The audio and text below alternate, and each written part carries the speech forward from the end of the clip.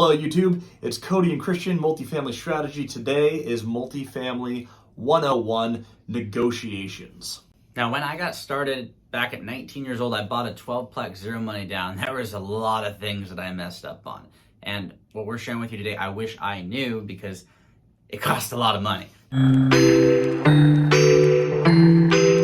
Now, Christian, what's the basis of negotiation when we're talking multifamily, getting started specifically in real estate?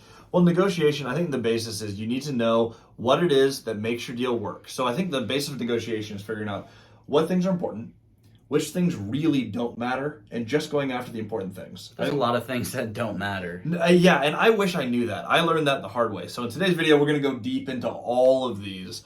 I'm excited for this. By the way, if you haven't, hit the likes button, hit subscribe, turn on those notifications because we launch these every single Tuesday. I want to start with one of the stories that I learned really early. It was on a washing machine. This was on your duplex in Moses Lake, right? Yes, it was. All right. I was really caught up because I was right on my contract. And being right is irrelevant. Making money. I'd rather be rich than right. Yeah, exactly. I was so stuck on this. So there's on the contract, it said, for what we signed, washers and dryers are included. Now, as we're getting close to the close, we're about halfway through, just finishing up our feasibility study. I go into the unit. There's no washer and dryers. What? Imagine that. Yeah. Now, it had listed in the original offer, there was no mention of washer and dryers. It was checked on the purchase and sale agreement.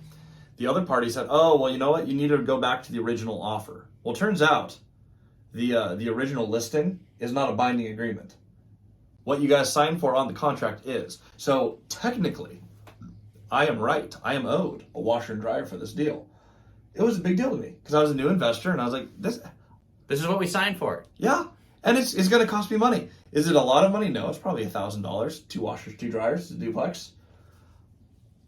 But I was really stuck on it. And someone gave me the advice, like, does it make a difference in your deal? Well, I'll tell you right now, if $1,000 made a difference in that deal, it was a horrible deal. It didn't matter. And so we cut that completely out of the negotiations. What did matter is what we got up front. We got the price that made sense to me. Great price. Yep. And I got financing lined up. This was private financing, but I was able to buy the thing $0 out of pocket. Those were the things that mattered to me. The money works, it's going to cash flow, and I got the price that I wanted. Now, when you're negotiating, Cody has some much bigger negotiation pieces than that. But the first point that I want to make is do not sweat the little things. Don't even bother negotiating them. Even if you're right, even if you're owed them, the little teeny dollars that you miss here or there closing your transaction, you do not want to blow up a deal over something that doesn't matter. Yeah, and in the very beginning, I didn't really negotiate at all. I negotiated the down payment down. However, there's a lot of things that today I'm kicking myself for. It's also really important when you're thinking about negotiations to not think about just today, but into the future. Bought my very first 12-plex. I bought it, zero money out of pocket. It cashed flowed $800 a month, day one. Today, it's closer to $4,000 than it is to $800. However, I signed this thing called a prepayment penalty. And for 6 years, I have a $150,000 prepayment penalty. And then another 4 years after that, it's $100,000. It's a lot of money on a 12-plex, especially in Central Washington. Now, I didn't really think into the future. I was just thinking about day one. And so if I could go back, you got to think about what's actually important. Well, I got a 30-year fully amortized debt. Having that fat prepayment penalty for a decade, that's expensive and that's hard. So I'm really stuck with my product. Now, is it a bad loan? No. However, it could be a lot better if I could refinance today. Mm-hmm. So it's really important to focus on the important things, but also focus on, okay, down the road, is future Cody and or Christian going to be happy with this decision? Because it's not just about does it flow day one, but you also have to look into the future and say, will this make sense over the long term? Yep. Something like your washer and dryer. That's pretty irrelevant over the long term. I can tell you, outside of this video, where I remember where I learned that lesson, I don't think about that washer and dryer. I really do appreciate the cash flow from these buildings, though. So if you can not sweat the little things, that's number one. What I want to get into now is the timing for negotiation. One of the things that I tried to do, this is actually on my first deal ever, I knew I was off about $10,000 from what I really wanted to offer.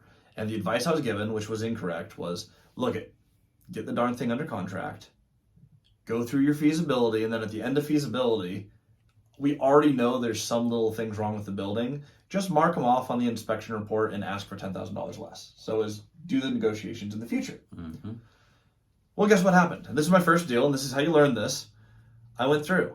I did the feasibility. There were things wrong with the vents, some of the appliances, and a minor issue with the furnace. But enough to, bring it up, go, okay, the deal works for me, $10,000 off.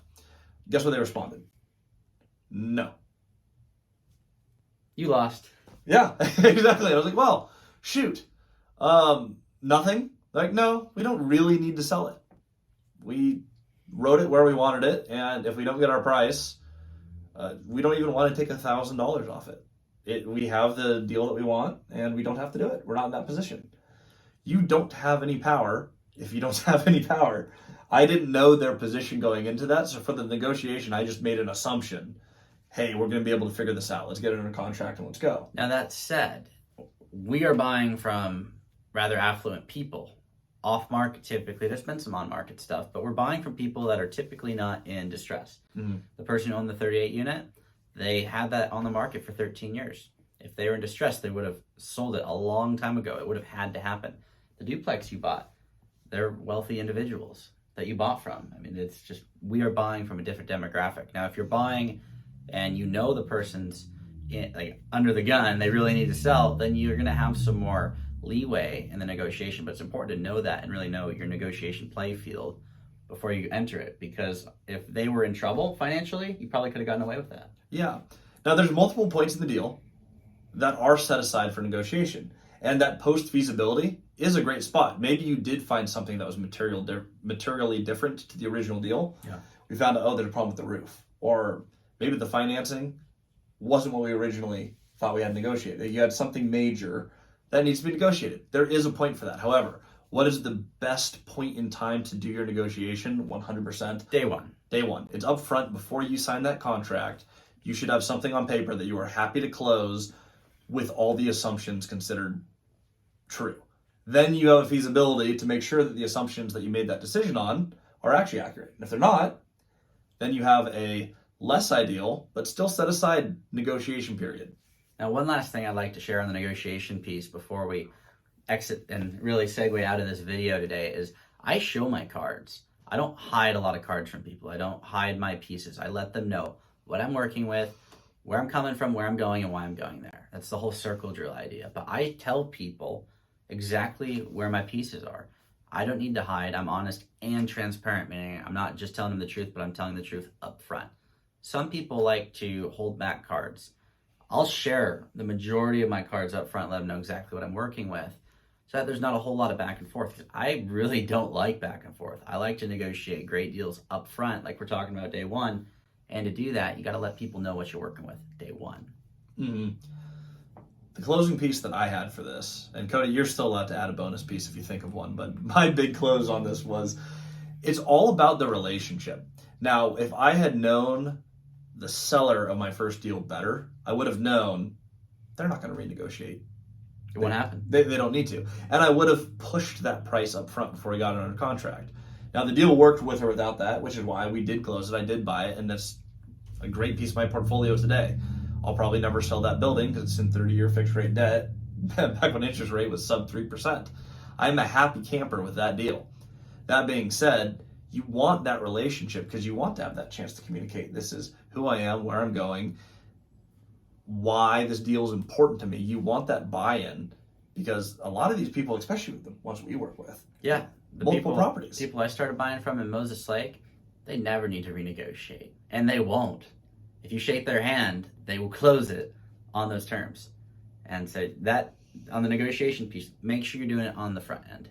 Because if you try and do it on the back end, you can get pinched, you can lose opportunities, and you can lose relationships, most importantly. Mm-hmm. And a lot of these are going to be repeat customers. I mean, this is going to be someone who you work with again and again and again who can really help you move forward.